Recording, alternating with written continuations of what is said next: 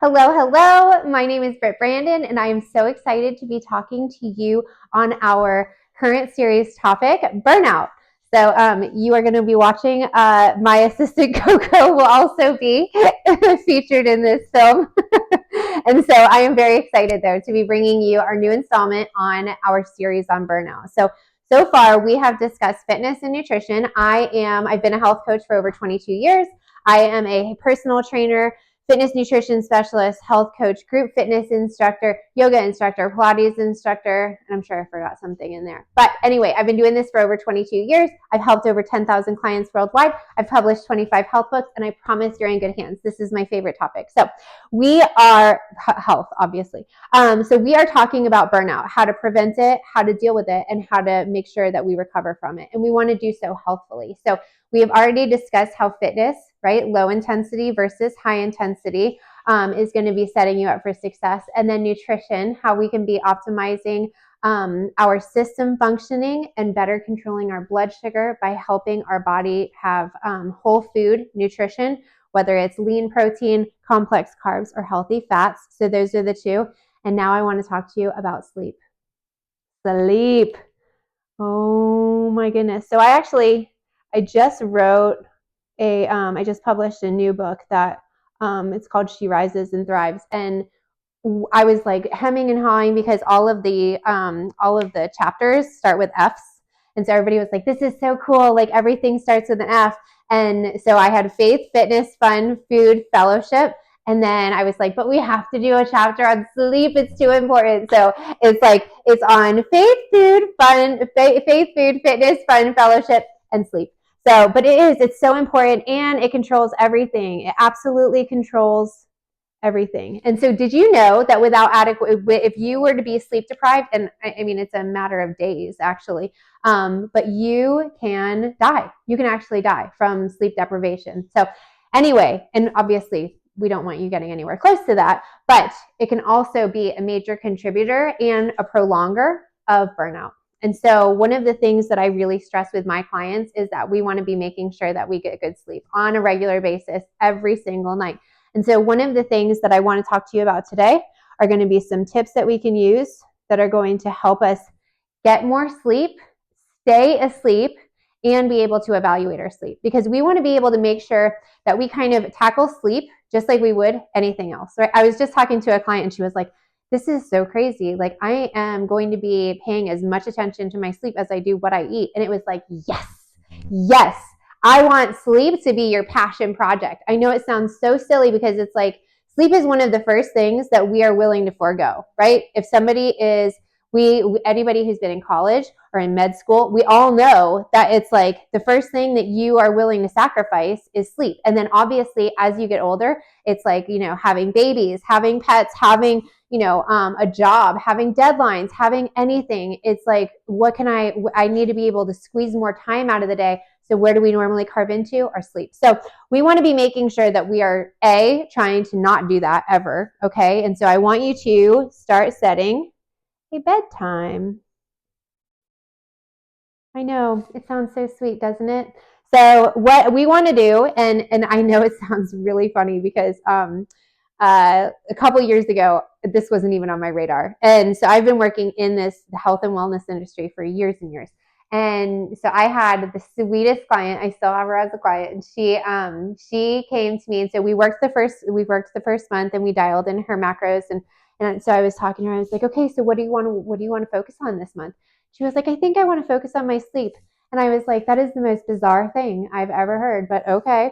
And so she had heard about the importance of sleep, and she's very, very like fitness minded and health conscientious, but her sleep quality was really, really poor. And so she was like, I want to be able to focus some energy on that. So we started working with her, and I got to witness the transformation that took place and was like, okay, maybe I need to start paying attention to my sleep. And so I started just even paying attention. I'm a single mom of 3. My 3 are teenagers. And so I have 13, 16, and 18, and we are a busy household. I have 2 pets. I have 2 dogs, 1 cat, 3 kids. It's a crazy household.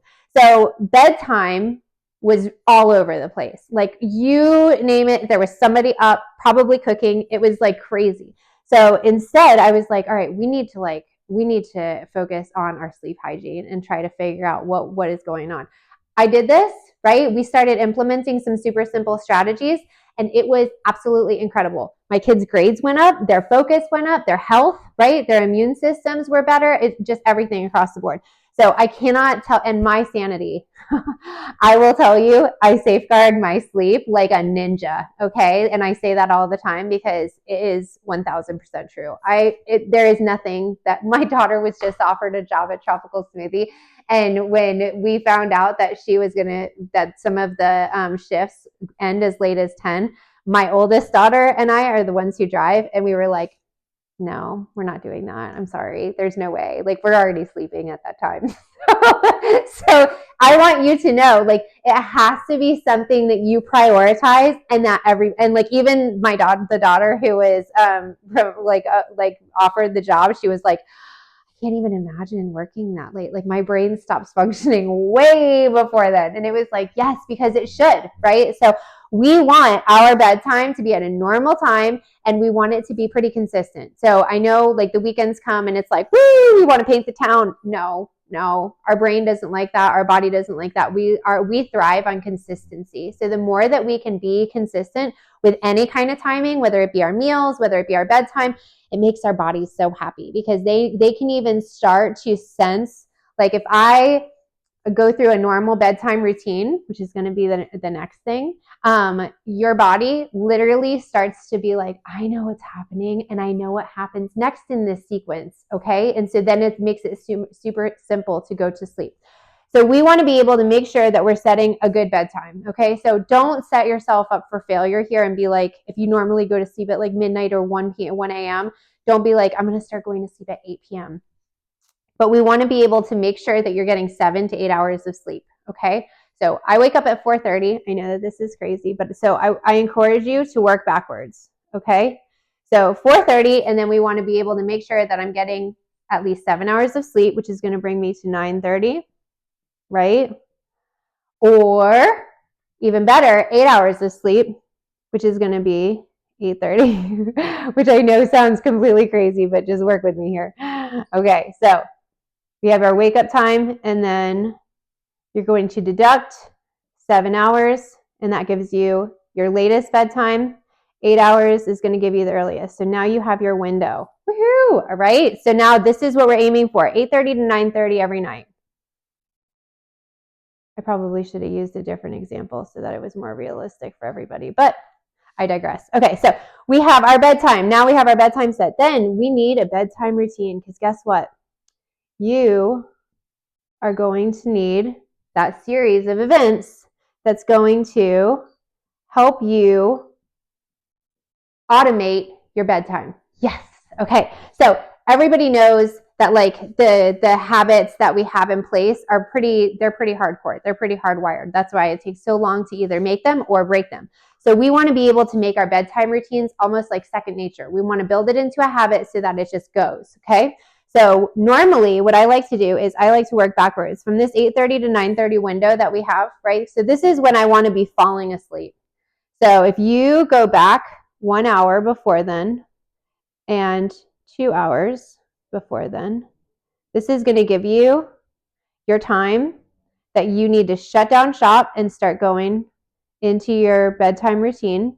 And that can be brushing your teeth, washing your face, taking a shower, picking out your clothes for the following day, doing a gratitude journal, watching a show, whatever it is that you do to wind down, which I also want to encourage, even though I do have an obsession with British TV shows at the end of the night to slow my brain down.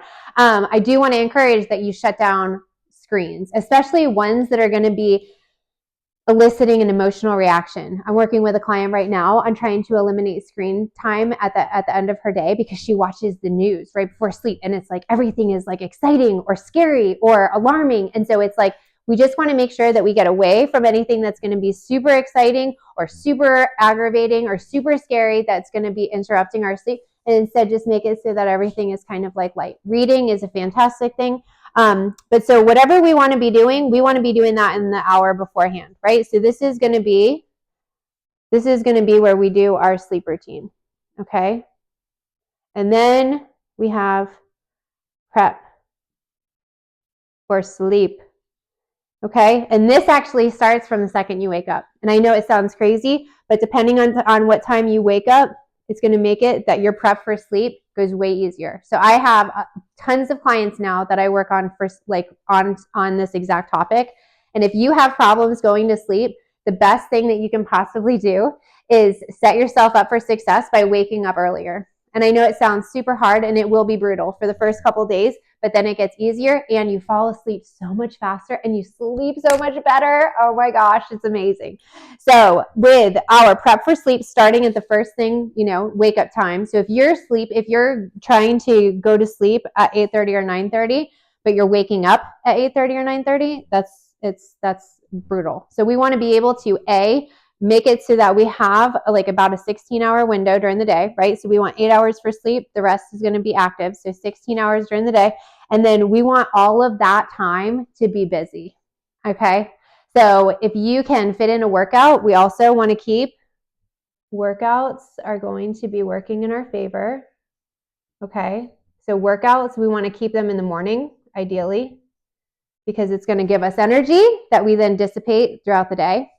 Or we want to keep it 3 hours away from our bedtime, minimum. Okay. And that's so that our adrenaline can go back down. Okay. Because everything comes to life and wakes up. Whenever we start working out, even if it's just a simple walk, we want to make sure that we try to keep things as far away from bedtime as possible. Okay. So these are going to help us in that prep for sleep. Also, nutrition. I know it sounds completely crazy and unrelated, but nutrition is a big one. Your body does not like to digest food while it's sleeping. So it normally will either cause indigestion or it'll just disrupt sleep. It makes us uncomfortable. So we also want to keep nutrition 3 hours away from bedtime and try to avoid anything that's obviously going to be eliciting an unhealthy physical response like indigestion or, anything else that's going to be upsetting. So all of these things we're going to be prepping for sleep. And so as we get closer to the end of the day and we get to about 6:30, so 2 hours before your ideal bedtime. So in our house, we have alarms that go off and 2 hours before bedtime and then 1 hour before bedtime. And this is just what works for our family, but I'll definitely share this tip with you in hopes that it helps with you and yours. But so we have 2 hours before bedtime, it comes on and it says bedtime is approaching. Okay. And I know it sounds crazy, but when you have kids who are, trying to go play or, finishing up homework or a project that's due like the next day inevitably, or you're just in cleaning mode, right? Like I could literally, I have a house and I have kids and I have pets and I have jobs and there's always something to do. So I have this go off that says bedtime is approaching. Okay. And it's like, normally this takes us by surprise because it's like, what? The day is already done. So this lets me know whatever I need to do, I need to wrap it up. Then 1 hour before this bedtime, I get shut down shop. So shut down shop means drop it. Whatever you're doing, I'm done. So I know here that I have 1 hour left. And that means clean the kitchen, get the dishes in the dishwasher, get clothes like out of, whatever needs to be rotated for laundry. Everybody's set up for their food for the next morning, like whatever needs to be done, I need to have that done and ready. And so that I am approaching this 1 hour shutdown shop. And so that's when we come upstairs and finish up, whatever needs to be done for the bedtime routine. And guess what? By the time I hear this 1 hour shutdown shop, everybody has to come upstairs. Like lights go off downstairs, everything everybody transitions to this period where we're getting ready for our bedtime routine. But it signifies to my brain, it signals like, okay, we're done for the day. And so as soon as I even start my routine of like washing my face, flossing, brushing my teeth, doing all of my things, I'm like yawning like crazy. So by the time I even sit down to watch my British detective show, it is a riot because I have a sleep timer on my TV. I never even get to the point where I see the TV shut off, and I set it for 15 minutes and I sleep through the night. So I want you to know, like, this works and it works wonders. And when you start having your sleep routine work in your favor, that sleep is when your body and your brain recover and replenish everything that needs to be recovered and replenished from the day, right? And in preparation for the next day. But you want to talk about something that's going to be helpful in terms of healing from burnout, preventing burnout, and being able to recover in that moment. We want to be talking about optimizing sleep, okay? So just remember, your workouts are going to help, your nutrition is going to help, any kind of bedtime routines that you're going to be putting for sleep, and then also prepping for sleep. Absolutely imperative. Please set yourself up for success. Like, this is the math. This is the math. This is all you need to succeed right here. This and alarms. And I promise you, it's going to be so wonderful to be able to reap the benefits, body and brain, and in terms of burnout. Okay? So I hope this helps. If not, reach out to me with any questions. I'm always here and happy to help however I can. All right. Sleep well. Bye.